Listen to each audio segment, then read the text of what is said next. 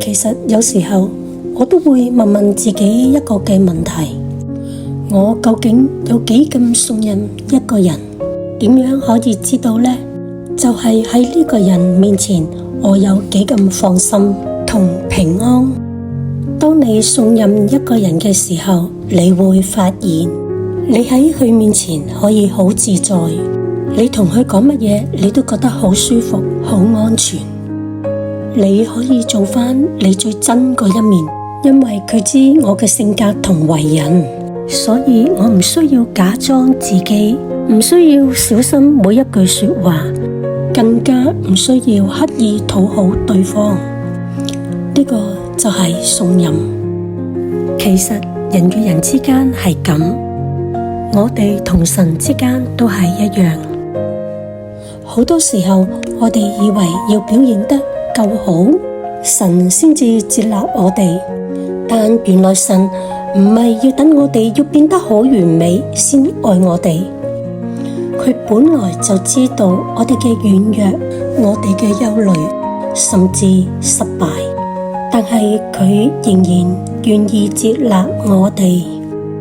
真正同神建立關係，唔係靠完美嘅表現，而係願意真誠咁去到佢嘅面前，將你真正嘅感受、憂慮、軟弱，坦白咁交俾佢。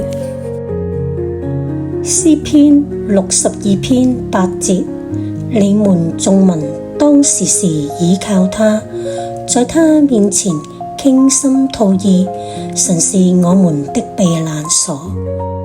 原來我哋只要願意時時倚靠佢，因為佢係我哋嘅避難所，亦都係我哋隨時嘅幫助。今日你喺神面前可以有幾放心？你願唔願意開始學習相信？喺佢面前，你可以好放心咁將心底嘅說話講俾佢聽。親愛嘅天父，多謝你俾我哋明白，當我哋真正信任一個人嘅時候，可以好安心、好坦然將心裏面嘅說話講出嚟。主啊，喺人與人之間關係裏面，我哋有時會怕被誤會，怕不被接納，所以時時將真正嘅感受收埋喺心裏面。但係多謝你啊，你藉着經文提醒我哋要時時依靠你，向你傾心吐意。